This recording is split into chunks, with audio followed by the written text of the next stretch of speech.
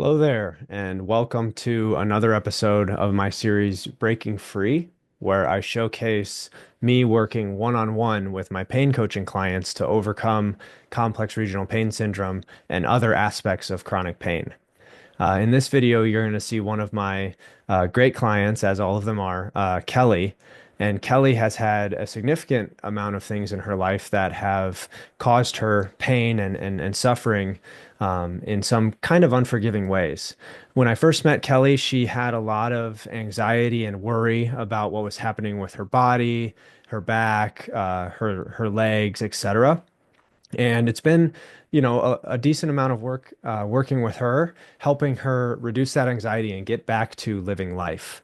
And you'll see me mention that to her in this. What oftentimes happens with CRPS or any form of chronic pain is we start to think that in order to live life again, we must wait until the pain goes away. The reality is actually completely different when it comes to chronic or persistent pain. What actually is the remedy is we start to live life again, and then the pain starts to go away. So you'll see in this session that I have one-on-one with Kelly, her struggles and worries and fears and questions in relationship to what's going on with her body, and the way that she is overcoming those types of thoughts and feelings throughout the day. I felt like this video would be a really great thing for me to share so that any of you watching this can really see that you're not alone in your experience. Pain is a very interesting and complex thing. And many people, in fact, 1 in 4 people in the world experience chronic pain or some sort of painful condition at some point in their lives.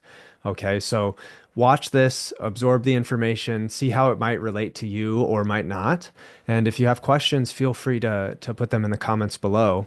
Thank you so much to Kelly for offering to have this session online. It takes a lot of bravery and courage to put yourself out there like this, but I think it really helps people, especially in the CRPS community, to see that your thoughts and feelings and struggles are not unique and you're not flawed or broken because you have them.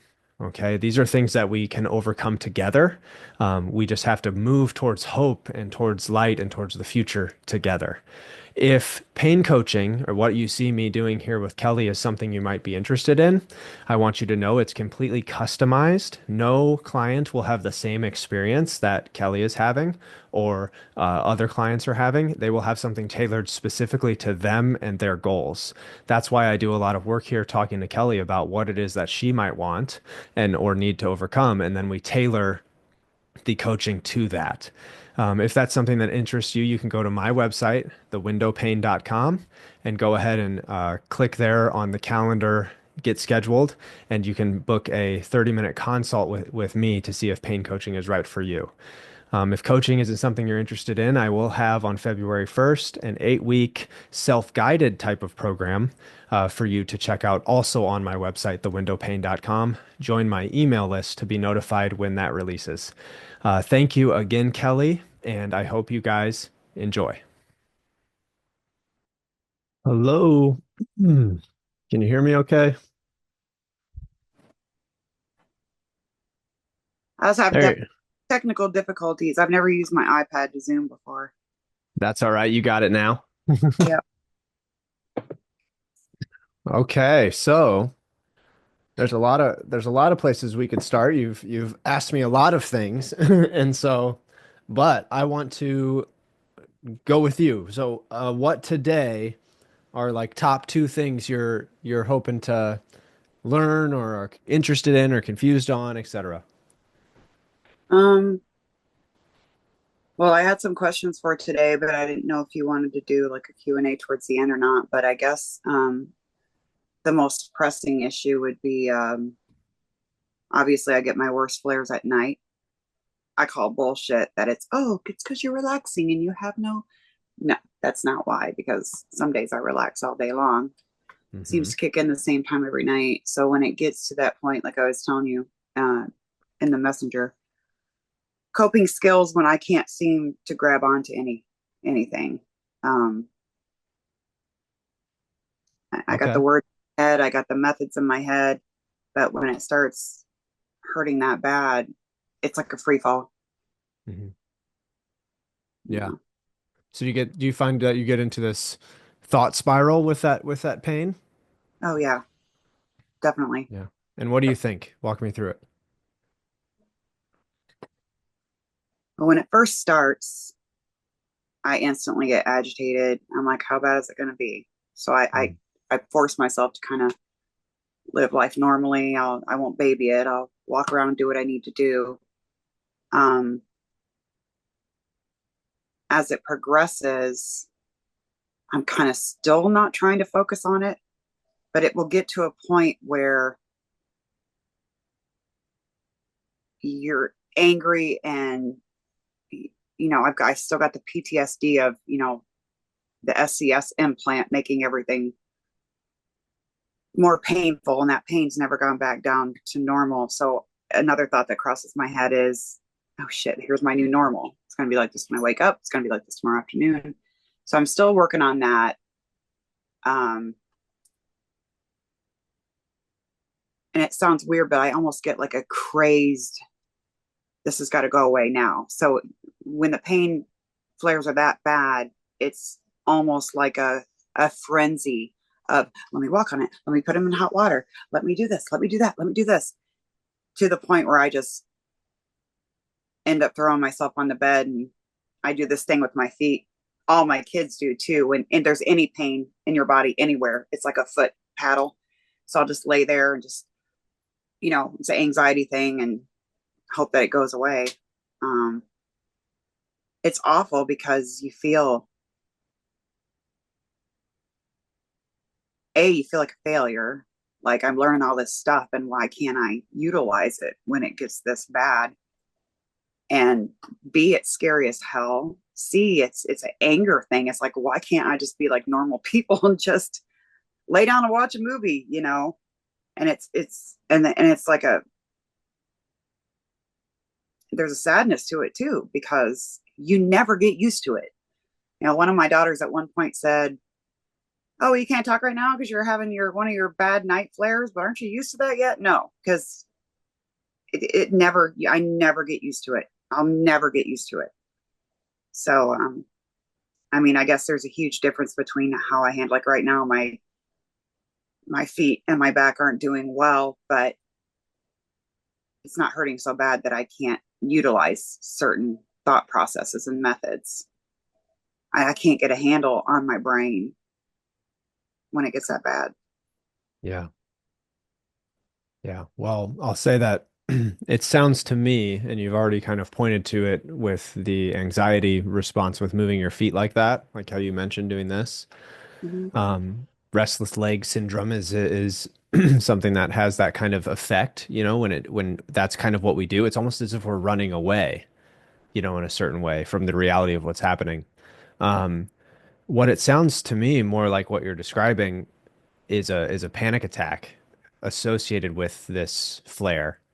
Yeah, Um, and so what I think we should do is we should start to figure out alternative strategy compared to what you've been doing, right? Because it's created a pattern. So when this yeah, starts happening, you enter this pattern, this habit cycle, that almost perpetuates you into this panic attack and this flare. So we're going to try and figure out some ways to cut that cycle apart. Okay. okay, Um, So first and foremost, you mentioned I try not to pay attention to it, but you also at the same time said I asked myself how bad is it going to be?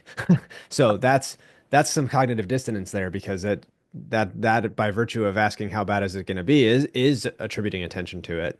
But right. it's not something you can control. Like you can't just tell yourself like if I say right now don't think about a pink elephant, what are you thinking about? Pink elephant. Yeah, you can't you can't stop that. So let's think of some things that can slow down this state of panic, okay?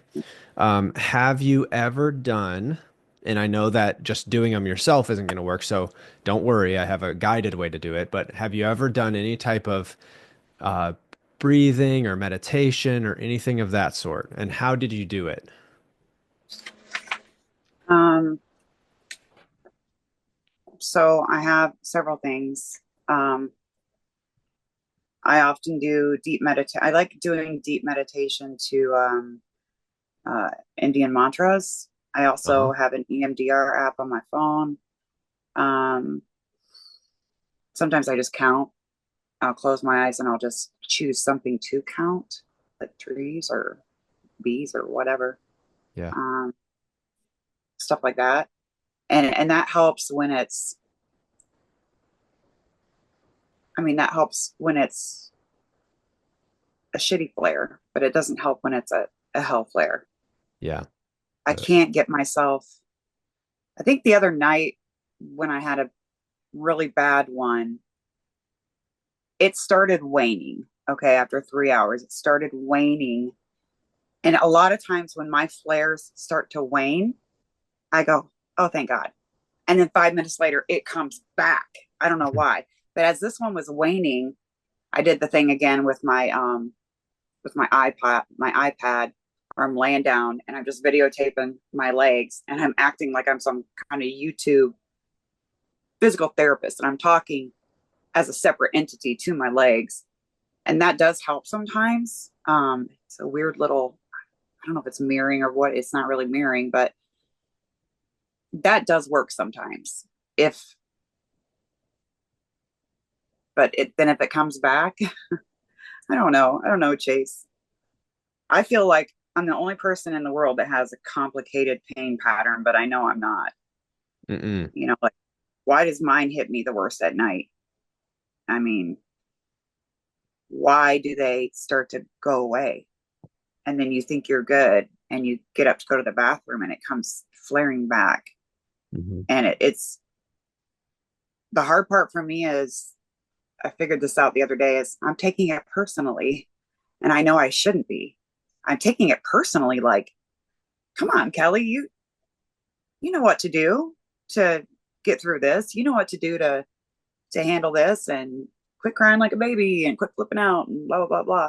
So when I take it personally like that, it becomes, like you said, an anxiety thing, but it's not only just the pain, but a feeling of failure. The feeling of failure, I'm really emotional. I'm sorry. It's okay. Makes I mean, that sense. probably just comes from I've been able to beat everything else that's happened bad to my body, with positivity and muddling through it. And with this, it's like, I know you showed me the map where it's up and down, but I feel like there's this little demon on my shoulder. It's like, oh, I'm going to give her, a great week. And the minute she starts to think that this is going to be her new norm, I'm going to sweep in and drag it away. So it feels like a personal attack on me when I get those bad pain flares. I feel like I'm being attacked by something else out of my body and I should be able to control it. I can't. So I think I need some kind of protocol for the going crazy nights, the nights where the pain is that bad that I can't chill myself out. Yeah. Yeah. Who is it? Who is this person that, I mean, I know you're characterizing it as a demon, but who is this person, if you could think of someone that has, dubbed you a failure or dubbed you someone who hasn't been able to beat things or, who is this? Where does the anger at yourself come from? What's the root of it? I would say me. I don't know. I mean, I'll think I spent the first half of my adult life kind of being the black sheep of the family. Um, had a track scholarship, screwed that up, got pregnant. My sister was out there doing great things, and I always felt like a failure, even though I had a great mom. My dad wasn't around, but so I started doing things. In high school, I was the jock. I was the best basketball player, the best softball player, the best track runner. But I was an incorrigible teen, and I just went off and did my own thing. And then when I started having kids, I felt unworthy, I guess. Mm, So I think it wasn't until, gosh, I was always having a car breakdown. I had 5 kids, I'm losing this job, losing that job, on and off food stamps. It wasn't until I started my photography business that I started to feel worthy, I guess. Like really worthy. Like before that, it was like I'm nothing, you know. And that that business was a miracle. And nobody grabs a camera without knowing anything about it and gets a three-page spread in an international magazine 3 years later. And I think it's because, and then also, like learning to rock climb in my 40s and doing my first 10K and stuff like that. I think I use different challenges to be worthy. Mm. Does that make sense? Hmm. And now I can't. So I have gone through this with my psychologist for 3 years now. The whole, you don't need to, you don't need to do those things that you did back then in order to feel worthy about yourself. I'm still going through that with her, but it's a little rough. Yeah.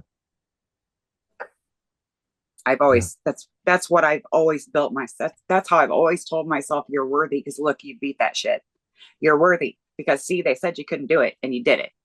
Um, and that's been hard the last 5 years since the back surgery. It's like, who the hell am I? Like I sit at home all day, I'm in pain, I complain about it, I'm not interesting to talk to anymore. So I think it's me. I think maybe that little demon is me. I don't know.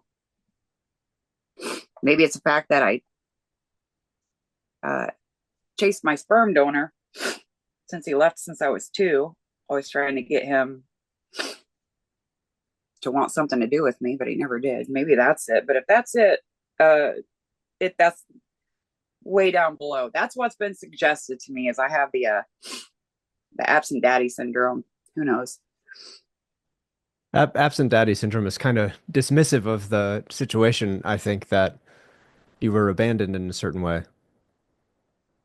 Yeah, Yeah, I think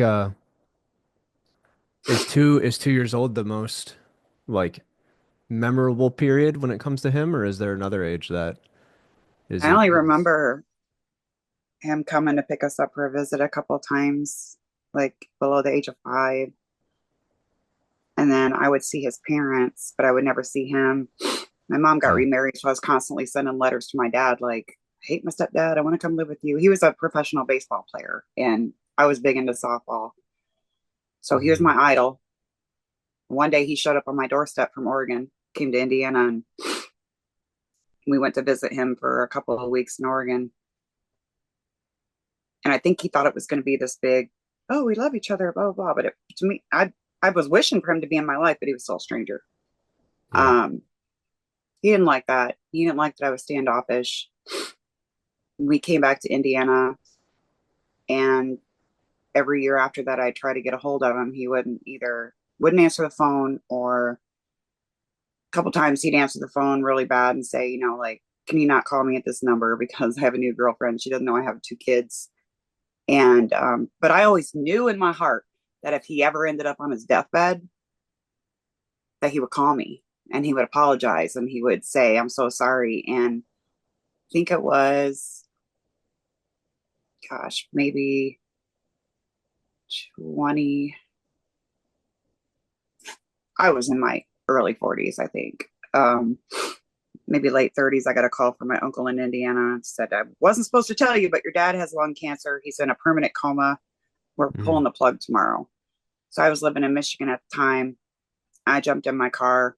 My mom came with me, even though I supposedly this guy beat the shit out of my mom every day. But she came with me, and I was bound and determined to get what I needed. He's going to wake up out of that damn coma, and he's going to tell me he loves me, damn it. But he didn't. He was in a coma. And I just walked in. I just hadn't seen him since I was 11, 12. And I just held his hand and I just said, I forgive you. And I walked out. But there's still a sore spot there for that, you know. Yeah. And as bad as shitty of a father as he was in the way he dismissed me, I still carry around his baseball card from the Phillies, like, it's my dad, it's my dad, it's my dad. Yeah. But I'm but I don't sorry, know. I don't Kelly. know if any of that has that's okay. I don't know if any of that has to do with the way I freak out and take it so personally when I get these flares. Well, I'll tell you Maybe what I go ahead. Go ahead. I'll tell you what I see when you tell me the story. Um, Mhm. I see someone who is hard on herself, who feels like she's not good enough or strong enough to do anything, let alone beat this situation. When the flare happens and there's a lack of a feeling of control around what's happening, you have a lot of shame, if these feelings of failure and like you're lacking some sort of tool or thing that would make you worthy of not experiencing this flare. And I think that that has a very clear correlation between feelings that you might have felt during your life in relationship to him. He left. He wanted to keep you a secret from people he would meet. That would make you feel not good enough, not worthy of his time or attention, which you Mhm. still subconsciously want a little bit, and that's very normal. I mean, whether he was there or not, he's your dad. He's part of you. And Yeah. so, and then all the way up until when he passed, you went there and tried to get what you had been wanting for so long was this feeling of like he was sorry or that you were worthy in some way. And so the mind and body are never separate. And if you manipulate one, the other will move in certain ways. And the less we pay attention to really hard feelings like grief or anger or sadness around certain things, the more that the brain says these feelings are dangerous, maybe we need something else as a distraction. And I see it time and time again, and it was true with me. Sometimes that those things show up in our body. And for some people, it's their neck, some it's their shoulder, some it's their back. And then those things get fixed. And then it shows up in sometimes the form of CRPS. Okay. And, s- and so, what's the answer to that? So, I mean, I can't go back in time and change these situations, right? But Right. what we can do is try to change our association with these stories. So when you tell me this story of your father, there's still emotion there clearly, right? Yeah, in there that is. in that emotion, we're almost in these events that took place, the ones that were pertinent to you at different ages, right? When he Mm. said that he had a new family, essentially, Yeah. when you told him goodbye and said you forgave him, or 2 years old when he actually left, the we get trapped in those spaces, in those moments. And so, what I often encourage clients to do is find a photograph of yourself around an age. You can determine which one. For me, it was three of yourself at a certain age. And I want you to put it somewhere you see frequently. So maybe on the mirror or on the back of your phone or something. But what you would do is then in the mornings, go into the bathroom or wherever that picture is. And it sounds wild, but I want you to talk to that little girl and to say the things to her you wish were said to you. You'll Okay. It will make you emotional. But it's a way that we start to rewrite things now because we can update our past memories in that way. Okay. And Kind of did a as little bit of that in therapy. We probably didn't spend enough time on that. What I did it through semi hypnosis, and it was very revealing. Yeah, She would have me talk to the younger me. yeah, Never in a million world, never in a million years would I expect for it to come out in hypnosis that I also felt abandoned by my sister because I hate my sister with a passion. Like, ugh. But yeah, I found out hypnosis that, I mean, I grew up saying, yeah, my sister bullied the hell out of me. She was awful to me, but it didn't affect me.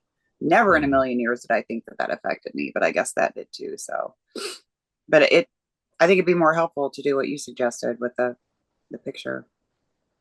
yeah. You can. Well, oftentimes in life, we try to give to others the thing we need the most, Mm, and so I want you to practice giving it like to yourself.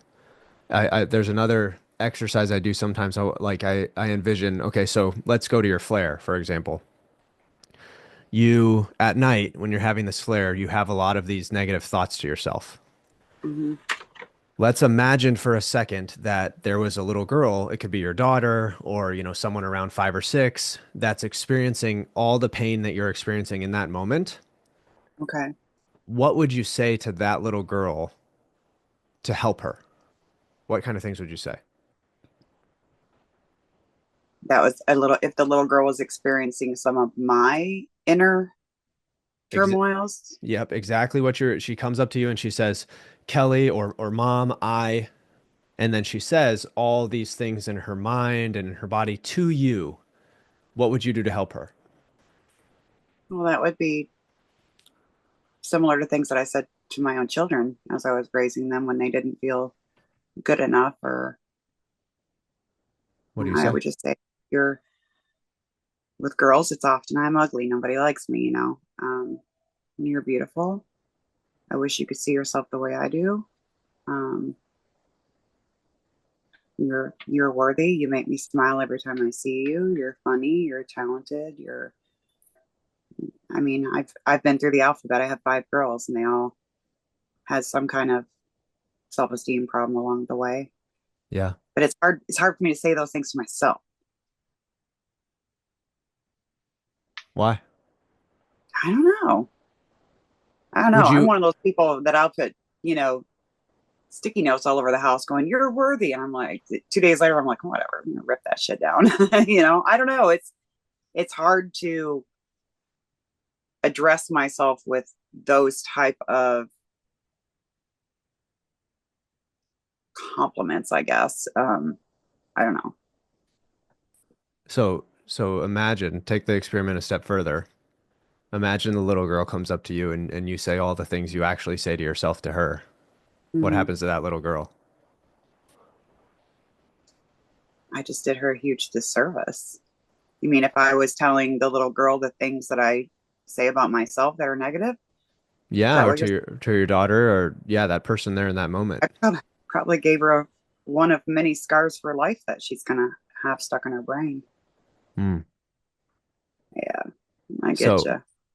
so there in itself is your protocol. Okay. So what I would, two things I would do. Practice imagining. So you do this out of body experience to your legs already, but let's Mm, practice your daughter's is experiencing this pain. Talk to yourself as if you're her, okay. firstly. Okay. Secondly, when this begins, I see this pattern a lot with my clients. There'll be a flare at night. They will say, right at 2 p.m., I'm going to have this pain and this, then I'm going to do this and this and this and this and this. And the protocol that they undergo is almost the self-fulfilling prophecy of the flare. And so, what I want you to do instead is try not, it's going to be hard for you because you're an action-oriented lady. Um, I want you to consider, so let's hash this out. You've seen this in my Q&A, probably, but Yeah. people preparing for the flare, it's as if there's a little turbulence on the flight and they just start. So I'll take it a step further. They start putting the seatbelts on like crazy, and then they like punch the ceiling and pull down the oxygen mask and put that on. Not only are you freaking the hell out, everyone around you is freaking the hell out. Like what is going on that I don't know about? Right. So so easier said than done, but start with the self-talk there, and then let's look at the opposite of our action plan. Because so far our action plan has been a put it into action plan. So let's do it the opposite of that, and maybe we um I don't know, what's the I first thing just you do? started doing maybe after the SCS was implanted.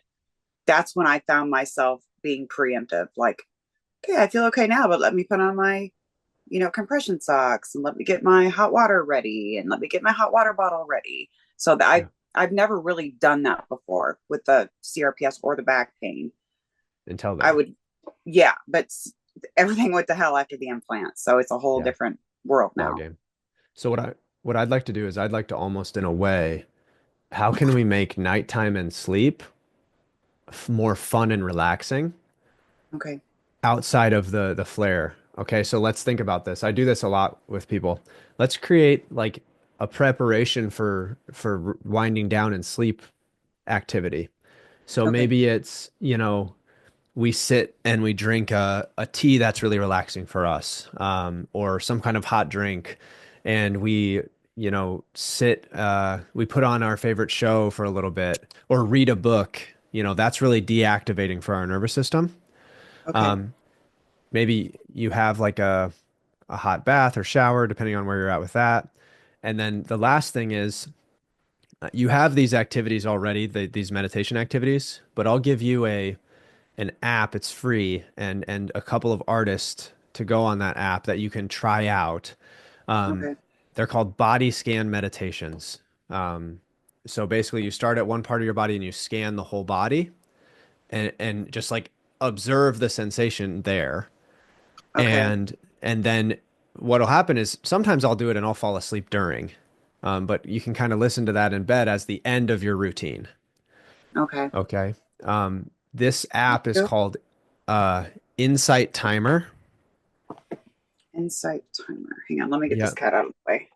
you're okay. And just so you know, I send a summary after our sessions every time, so you'll be able, all this Oh, stuff will good. be there, Good.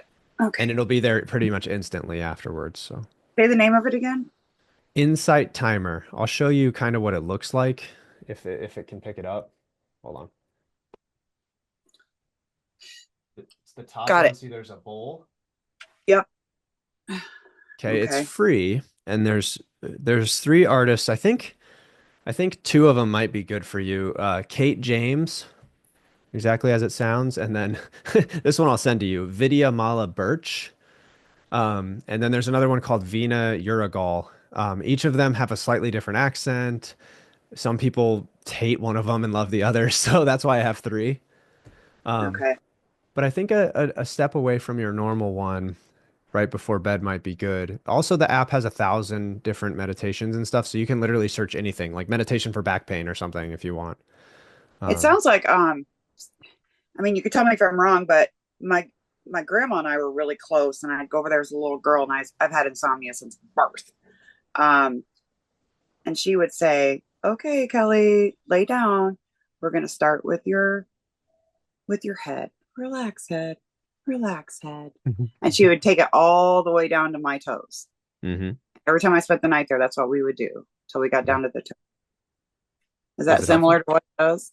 That's exactly right. Really? Okay. Was it helpful when you and grandma did that? To get to settle to yeah to settle down enough to get to sleep, it did.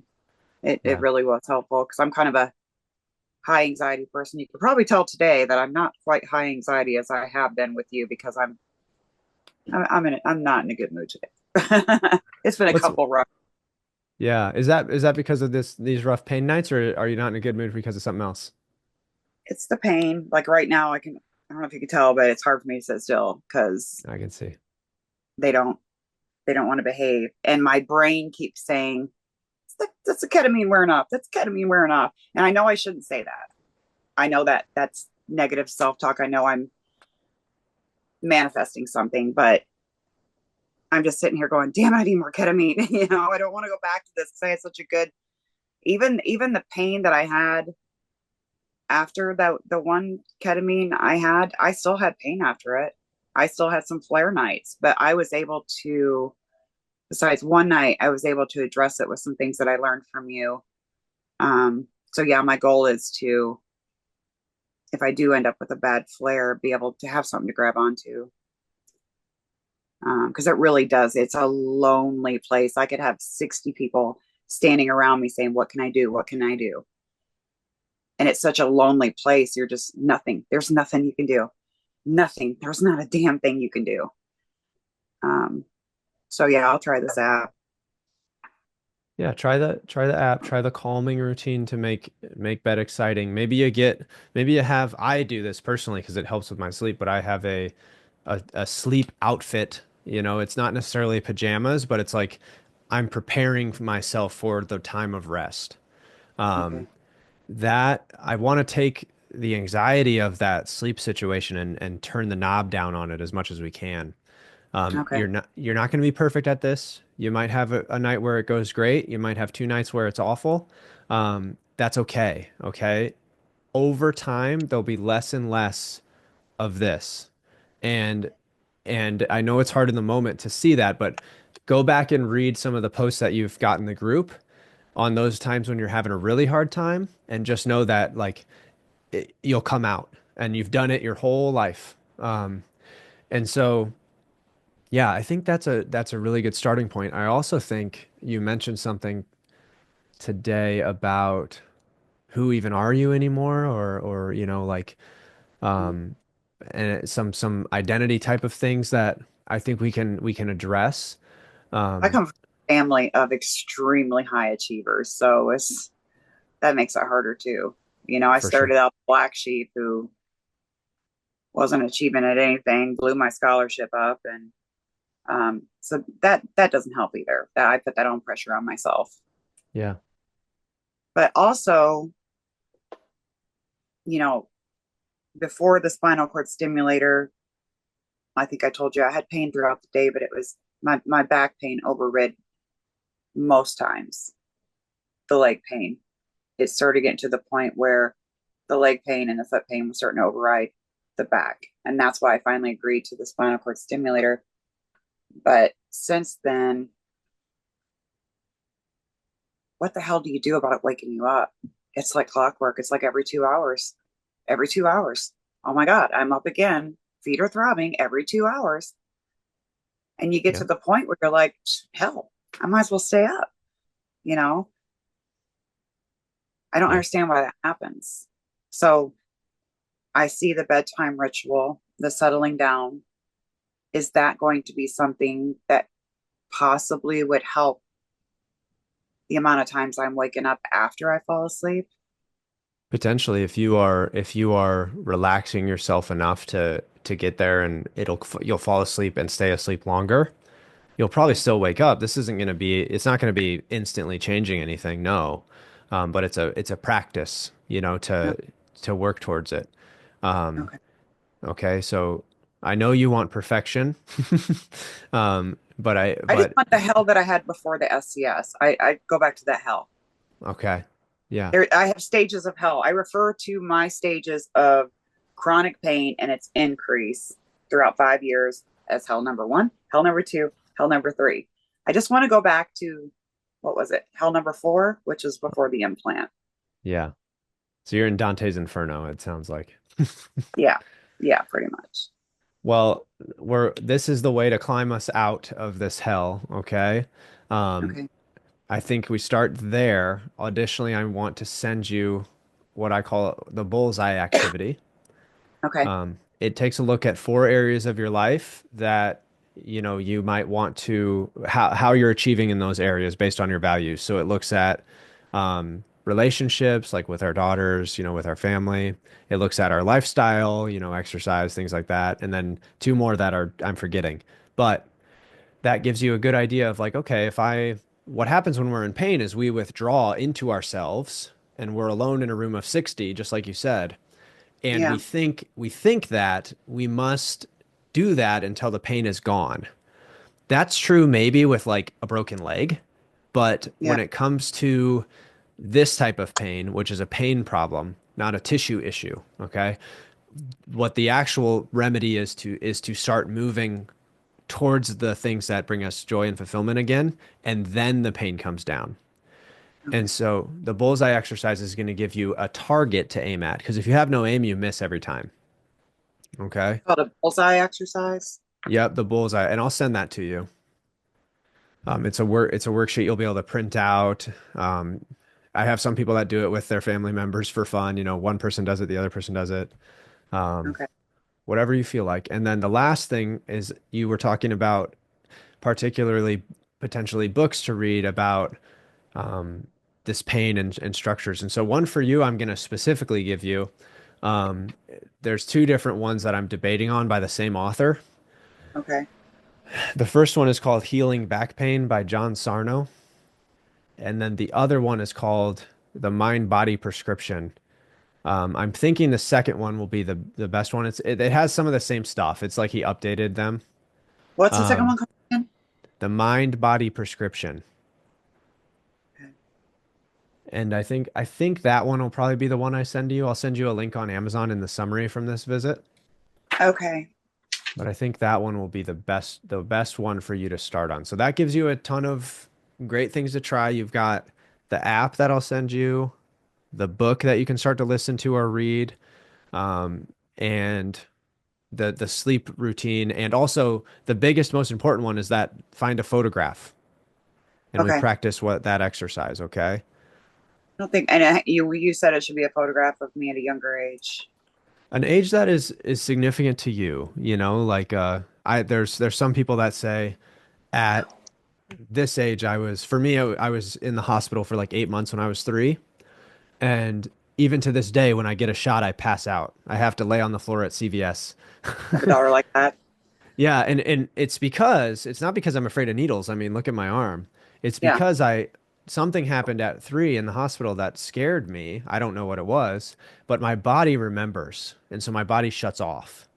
And I don't remember many good, I had a great mom, but I don't remember many childhood good memories. They all correlate with that day I hit a home run, or, that day I got the blue ribbon at the track meet. It's all physical shit. I don't,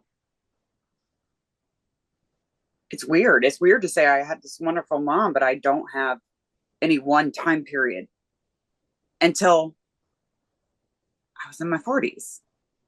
It's like everything came together. So as a kid, I mean, do I pull out a picture of me standing there in my softball uniform? I don't know, because that still has to do with physical challenges.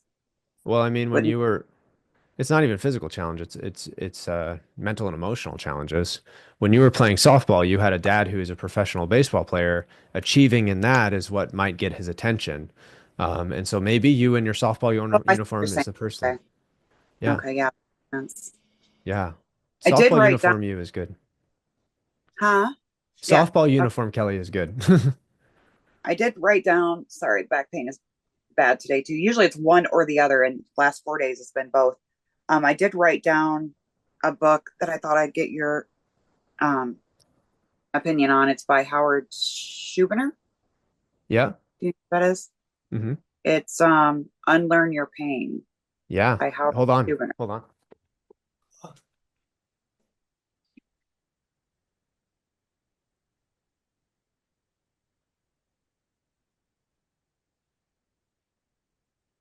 Well, I can't find it, but I do have it. It's a workbook. Yeah. Okay. Okay. Yeah. Yeah, you can get that for sure. It's a workbook. You can do that at the same time you listen to Sarno. Okay.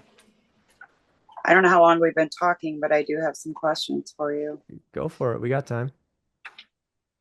Um, okay. This will be a quick one. I just really just want a quick answer. What are your thoughts on arlipoic acid and tart cherry? If you've heard good things, try it. If you haven't heard good things, don't try Okay, yeah, because so far they're not doing shit. Um, it. I sometimes I often tend to listen to either subliminal or binaural beats. What are your thoughts on those?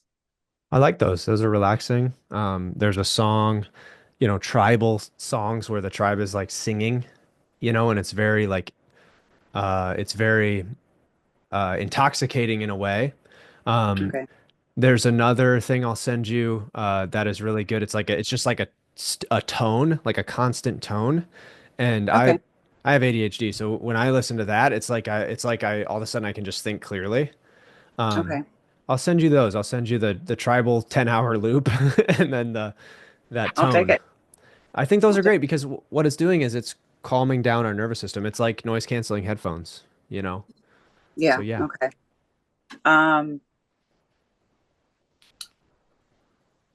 I know you're not an MD.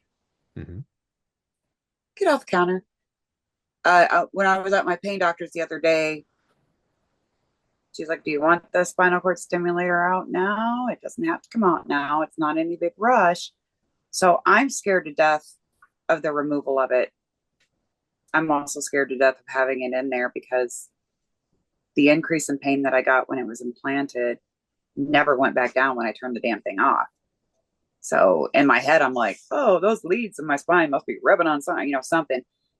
So even talking to Heather, the ketamine lady, she's like, oh, we might need to talk about that. What the hell do I do? Do You I mean, can this thing just stay in forever? I like, do I need to get it out, or what if that gives me a new normal for my pain? you feel like you're wondering if I take it out, does it make it worse? Is that what you're saying? Yeah, yeah. Because I So don't understand why. Okay, I understand the whole break into the alarm system. I understand that.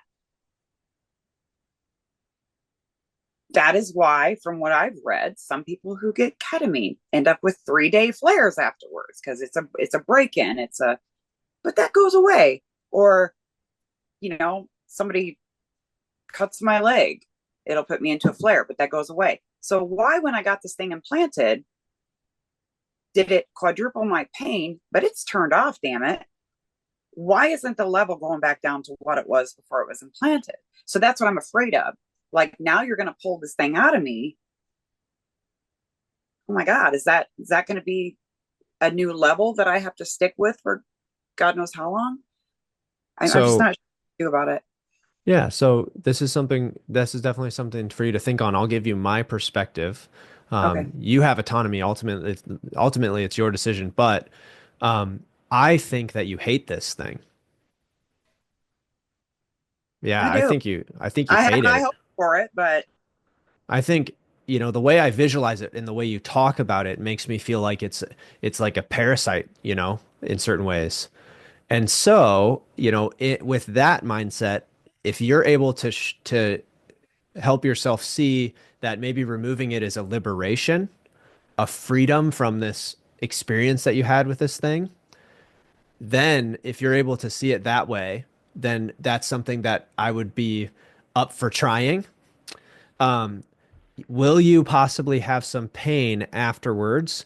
Yes, because obviously you're doing something that's opening things up and pulling and taking it out, but then your body's free at that point to naturally heal, and that there's a timeline for that, and then you continue on, and you don't have the constant memory of this person put this in, it made everything worse, they turned it off, it stayed worse.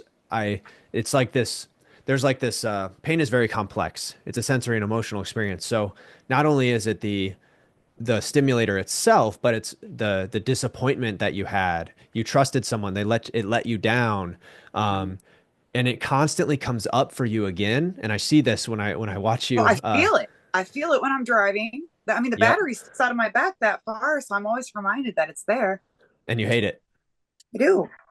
So again, your decision, you know, Okay. uh, but personally, I think from the perspective I see with you on it, I think it might be freeing and liberating to have it out. And I would also, and there's research on this, I would request from whoever takes it out that you can have it or see it afterwards, because Okay. the reason for that is they do this with back surgeries. They'll do like a disc surgery, and the people they show the disc fluid to afterwards have better outcomes. So, Really? yep. So have them, take it out and ask Okay. them, can I have it? Okay. Or can I see it and watch you throw it away? Okay. And if you need the research that shows that, to like the doctor will do it. They'll know the research. But if you need the research to for that request, let me know. I'll send it to you. Okay. But it might even be liberating for you to have it in the jar and just like throw it away or go burn it in a fire if you want to. Yeah. It could be an I activity. avoided the thing for, I think I told you, 3 years. I avoided getting this. She kept pushing me into it. Um, and just like that fusion, I knew. I knew when I went into that fusion that it, and you can say it was mindset, but I knew. Okay. Yeah. Well, your intuition And is a I knew, big thing. but I was getting to the point where she kept telling me, it's our last resort. We don't know what else to do with you. Yeah. So my husband kept saying, you better do exactly what they say, because if you don't, they're not going to take your pain seriously. And then they're going to take your pain pills away. Mm, So I did it. yeah. I did it. And I actually was excited. I was looking forward to the success that everybody else has had, but I still knew. My gut feeling was like, nope. Well, I'll So tell you yeah, what, I don't know if this statistic is helpful, but when you say success everyone else has had, it's a coin flip. it is. These back It's surgeries, 50. yeah, literally statistically, it's a coin flip. And Yep. so, when what I say often say is, no offense to orthopedic surgeons at all. They have for especially traumatic injuries, they have their space. Mm, But when you have a hammer, everything's a nail. So if you come in and your complaint is this, and they see on imaging it's this, the only tool they have is surgery most of the right. time. And so they're offering you the best thing they have, which actually isn't the greatest thing in most cases. So, Okay. but we're going to talk about that as we go forward, and Okay. we're going to unlink the feeling that you have around this fusion and hopefully empower you to not only help this pain with CRPS continue to go down, but help this back pain go away as well.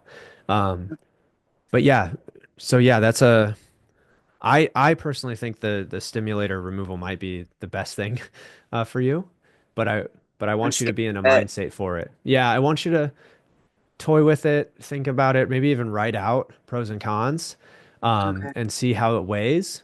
And if Okay. you continue to get pissed off at it, which it sounds like you do, maybe it is, it would be scary to rip like a something that has its claws into you off, but Yeah. but it would be liberating to do that as well. So that's the way I picture it when you talk about it. So, um, Um, the only other questions I had, first of all, good news. I found a way to stay on the treadmill longer yeah, because it hit me that I'm a toe walker. And unfortunately, the worst hit parts of my feet from CRPS is the balls of my feet and my toes. So, last couple of days I put it on an incline, which kind of forces you to do kind of a heel walk yeah, because I do unnaturally walk on my tippy toes. So I've been able to stay on a little bit better with it on an incline, which is also cool because as I was going through my 2 weeks of using Chase's methods and feeling a little bit okay from ketamine, I was already mapping out, you know, section trails through the Appalachian Mountains. yeah, Anyway, that's still a thing. I haven't given up on it yet. So yeah, heel walking is helping that. But the other thing was when I go to the gym now, and it's only been consistent now for what, maybe 2 or 3 weeks. Doesn't matter if it's 11 in the morning or 5 in the afternoon. I can't do anything for the rest of the day. I'm yeah, so exhausted. And it wasn't like this 4 or 5 years ago. I know I've aged and everything, but it is knocking me out. Is it sure. my medication? Is it that this is something new that I'm getting back into? And I so desperately don't want to come home from the gym at 11 in the afternoon, fall asleep because I'm exhausted, and wake up at 8 o'clock at night. And by the way, that's the only time I get uninterrupted sleep from foot pain is during the day if I take a nap. I Yeah. don't know why. Let's you know what you could try okay, so to answer your first question, it's a combination of things why you feel this exhausted. The main thing is we're getting, like you said, it's only been 2 weeks. We're getting back to this activity. I remember in high school when I would go the whole summer doing football, weightlifting 3 days a week, running on the off days, and then two-a-days for football would get here. And I would be like, I could do the two-a-day practice, like it would be the morning, 2 hour break, another practice, and I would be shot the rest of the day. Okay. Okay. That's what's going on right now. You're in two-a-day training for softball essentially, and you're shot the rest of the day because your body thinks the small amount of activity you're doing is a literal marathon. Okay, Yeah. and so let's harness that in some ways. Maybe what we do, depending on if you want to wait this long, maybe at the end of the day you put in your workout. So maybe we're working out closer to like 6:37 p.m. And Okay. then you set yourself up for success because you know you're going to be tired and that might make your sleep better. 6:37 p.m. Kind of the witching hour for pain, Is that but when you maybe start to feel it? the yeah. Well, I that mean, might I be can the live all day long, but when it is really knocking at my door, is always usually around 6:30 or 7. Maybe that'd be a good thing that'd to be go to my the that gym for witching hour. I don't know. well take your take your anger and frustration from the pain to the gym where there's a built-in outlet, you know? Okay. Um, and it looks like you go there with one of your daughters or something. Yeah, sometimes. Yeah, so bring her in. It's an activity where you're in community and you're you're getting yourself tired out, and then you get home and you reward yourself with your relaxing sleep routine, and then you knock out until the morning. Okay. So let's use that exhaustion as a tool, maybe, um, Okay. for better sleep. Go to the gym at night. We'll try that. I used to be a night owl at the gym because I had a 24/7 pass back before all this started. I was there at 3 in the morning. That was my favorite time to be there. Yeah. Nobody else was there. Okay. And then you said this elbow, I'm asking a PT question, which I know I'm not supposed to. Yeah, I never said that. So I was born with men's muscles that I hated my whole entire life, and they just grew with the gymnastics and sports. I grew to love my men's muscles, but they went away so quickly when all this started. This was before the back surgery. I fell rock climbing.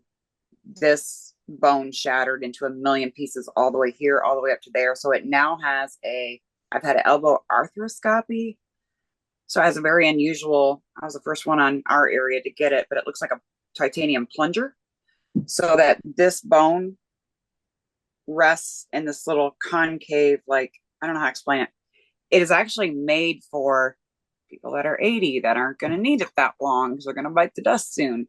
And when I put those videos up yesterday of me doing the assisted lift, one of my daughters called and said, "What the hell are you doing?" And it didn't even occur to me that I do have lifting restrictions on this arm for the rest of my freaking life, which it feels fine. It feels fine to lift with it. I'm not, but at the same time, I can't just work out one arm. So, and on days that I've gone to the gym where the foot pain was really bad, I tend to work my arms and my abs out. What are That the way, I lifting still feel restrictions? successful that I'm going to the gym, but I'm not necessarily on my feet either. So I worry about this. So What I are the don't know if you lifting know anything. restrictions? 10 pounds for the rest of my life on that arm. No, it's 5 actually. I'll have to send you. I'll try to find a. I see it. I looked it up. Did you? Okay. It looks like a little concave plunger thingy. I want to look, okay, with typical, They put it in. See that scar right there? It goes from yeah, there to there. That's where they yeah. put it in it. Okay, I would try to find a document or something that discusses your lifting restrictions. Sometimes patients will think that it's for the rest of their lives when actually it's for a certain time period. So let's verify that. Okay. Because I've had times where I've had when I'm working as a physical therapist, they'll come in and say that, and I'll say, well, let me see, and it'll say like 10 weeks, you know. So let's verify that. Also, when she called and said that, did that elicit any pain for you, or were you just reminded? Nope. Nope. Okay. Not at all. I think just because I don't ever follow doctor's restrictions after kind of like I'm Wonder Woman. I'll do my own Yeah. thing. Yeah. Um, and then my other question was that you were going to help me or send me something. The more that I am going to the gym, the more that T12 herniated area is hurting. And also that I got that thoracic scoliosis. So I've never felt scoliosis pain until after I got the failed fusion. Um, I need to strengthen up my back.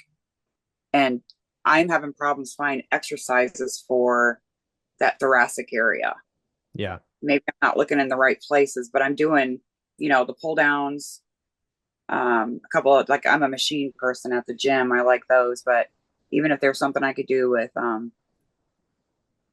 because I already know I'm going to go downhill if I don't strengthen up the back muscles that have gone to hell since So, that. If my back isn't good enough, the foot pain needs to get better so I can walk for my back. So I got to oil up the Tin Man every day by walking, but if I'm at the gym and I'm working on everything else, but I'm not working on getting those back muscles back, I feel like I'm screwing myself. Yeah, let's do this. Next visit around this time, are you able to go to the gym? Probably. Okay, next visit around this time, we'll go to the gym and we can walk through some machines and exercises specifically for those muscles there with the back, okay? Okay. Um, and if Because I'm even able now, to, and I don't know if you can tell, but I can't even sit up straight without ungodly pain. So yeah, I'm always what just doing this. and you feel that in the mid back or in the low back or both? Well, the lower back is a whole different kind of pain. Sure. But when I sit up straight, it's in the middle back. It's T12. T12 is Okay. a problem area. I started when after all this. I mean, this is just like a year ago. They're like, "Oh, your T12 is herniated." And I I knew back. I finally figured it out back then. Don't show it to me. Don't talk to me about it. I don't want to hear about it. Don't show me the MRI. I don't want to see it because if I see it, I'm gonna manifest that thing's gonna hurt like hell. So I did everything I could to stay away from the details about it. Um, Well, I but want then my husband started saying, "You're getting a hump there, okay. just above the T12," and I'm like, "Probably am because that's kind of where I've been from now." It's Well, yeah. we can do exercises to work on getting to a point where we can extend our back. The exercise we can do at home and not in the gym. That'll be our main focus next visit. Okay. Um, I also want you to know that I don't know if you know this, but when it comes to herniations, disc herniations, um, within 12 to 18 months, statistically, they will be reabsorbed by the body. They will no longer exist. Well, Okay? I know that for a fact because that's what happened with my first one. Gotcha. So it's been a year. It's probably in that process. And so we'll get you back to being mobile again. Talking, they'll go back into place, or they'll just The, corrode and snap off because that's what my first couple herniations did. They corroded and snapped off, so the body will reabsorb the reabsorbed. fluid. Okay. So it won't reabsorb it back into the disc. It'll just disintegrate it. Okay. Okay. Yeah. Okay. Okay. All right. Um, and so yeah, so structure is a distraction a lot of times, and we'll talk about that. But I think getting back to function is the main thing. And so yeah, the gym next time will be our big thing. But You otherwise, talking about structure made a lot of sense to me because when I finally went to the Duke doctor last year, um, I think he made things worse. He looked at my scans before the fusion and said, "I would have never given you a fusion. I would have sent you to physical therapy. Why the hell did he give you fusion?" So that sunk into my brain. And then he looked at my scans now and he's like, "How are you even walking?" hmm, I yeah, think that was a disservice. I mean, at the time it happened, it was like, thank God somebody's validating the my first back part, pain. good. Yeah. Yeah. But in a sense, I think it did me a disservice because that sticks in the back of my mind. Like, well, of course you're in pain. That doctor said that you shouldn't even be walking, blah, blah, blah, blah. So, Yeah. yeah, doctors should not be saying things like that. Yeah. The first part was good. The second part he could have tailored differently. Yeah. Also, based on scans, you can't really like, unless their leg is like severed in half, you can't really like say something like that because Yeah. everyone's body is different and unusual sometimes. And so, Right. yeah, I think you're right. I think there's the placebo effect, which is, the good news perpetuates good outcomes, and then there's the nocebo effect, which is bad news perpetuates bad outcomes. And so, Right. yeah, language is important for sure. Um, Yes. but yeah, you've got a good summary here, and I'll send it to you. These things that we've talked about, and then I have a question, and it's up to you. But you asked a lot of questions that I think a lot of people would have. Um, Yeah. if if you feel okay with it, I would love to put it on the internet. If you don't, I won't. But just to ask if you were okay with it. If not, it's cool beans. Don't feel pressured. I don't care. I'm usually pretty.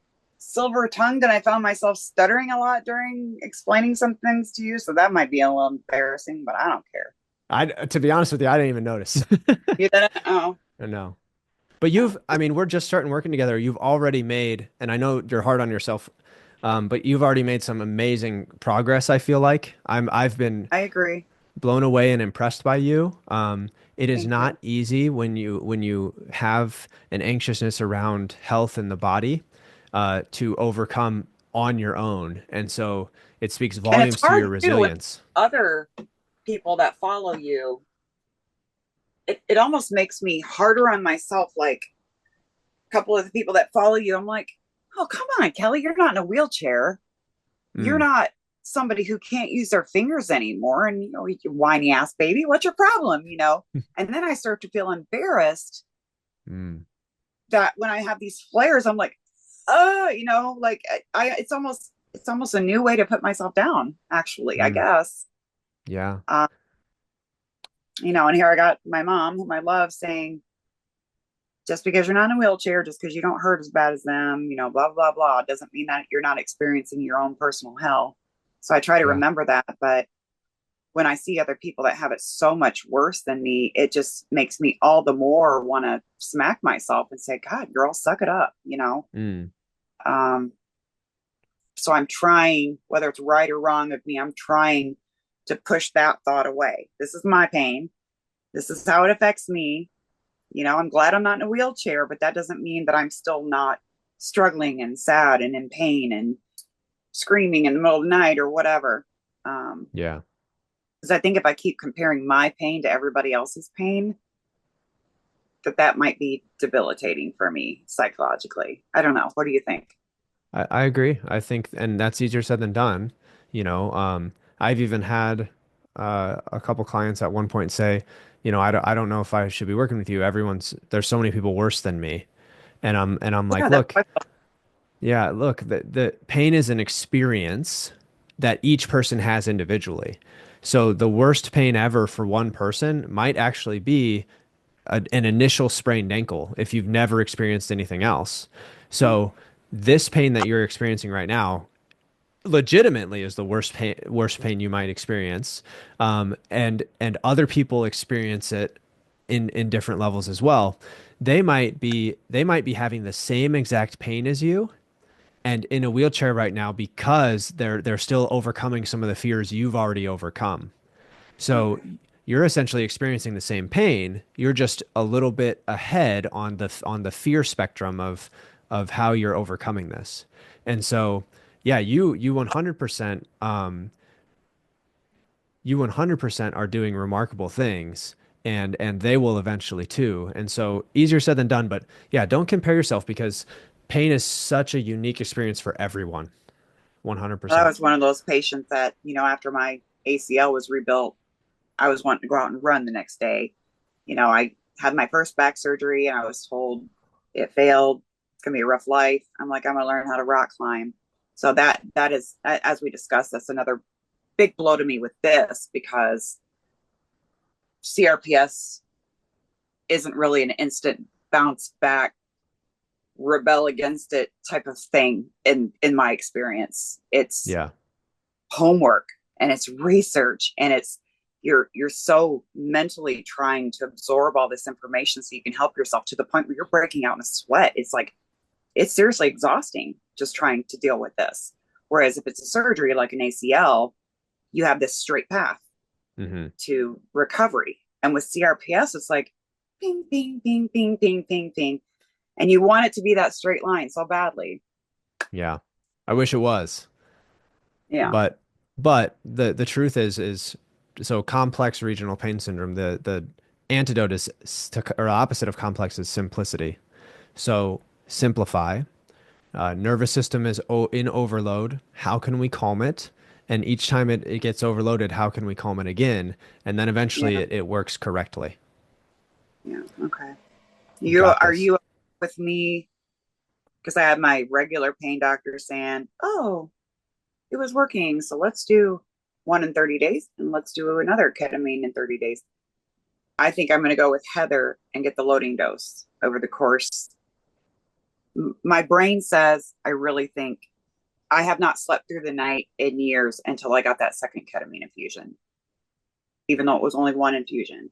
So my brain says, go for it with Heather and get the loading doses. So is it okay? Are you okay with my thought process? That's like, this is going to be my bridge. This is going Yeah. to get me to the point where I can concentrate more. I can read these books. I can go to the gym. I can get stronger. I can work with Chase during a time where maybe things are settled down so that if I do get hit with, with ketamine, it probably is going to come back. So by the time that happens, I'll be better equipped. That's kind of Mhm. my thought process. Yeah, and I'm totally okay with Okay. anything being used as a bridge. Um, Ketamine is something that makes you tranquil. It calms the nervous system. Also, it's used a lot for mental health therapies. Yeah. Um, so, consider that when you go into it, like you might have some dreams or experiences and those might be therapeutic for you. And so yeah, use it as a bridge. Yeah. So Yeah, we'll I do know about the emotional part of it. So when I set up my ketamine playlist, I put in some Wayne Dyer, some people like that to listen to during it, and some space music. So we'll see. If I get that, it'll be towards the end of February. okay. Well, Yeah. we'll work well until then and see where you're at from there and that can be a And floating then as far decision. as scheduling, can we initially go the first 3 weeks every week and then decide after the first 3 weeks whether we should stay every week or whether we should stretch it out every 2 weeks? Can we do that? Yeah, we can do that. So what I Okay. do is that no matter the frequency, I make this time slot the person's time slot until we're Okay. done working together. Okay. And so we'll do that. Yeah, that's what we'll do. Okay. All right. All Awesome. right. Can I go take a nap now? Yes, we've got a plan now. I'll send you the summary. If again, all as always, if you have questions, let me know. And thank you so much for allowing me to put this up. I think it'll help a lot of people. Sure. No problem. All right, Kelly. I'll All see right. you next week. All right. You're going to send me stuff in email, right? Yep, probably 5, 10 minutes from now, you'll get a full summary with everything we talked about. Awesome. Thank you so much. Yep, I'll see you later. All right. Bye Bye. bye.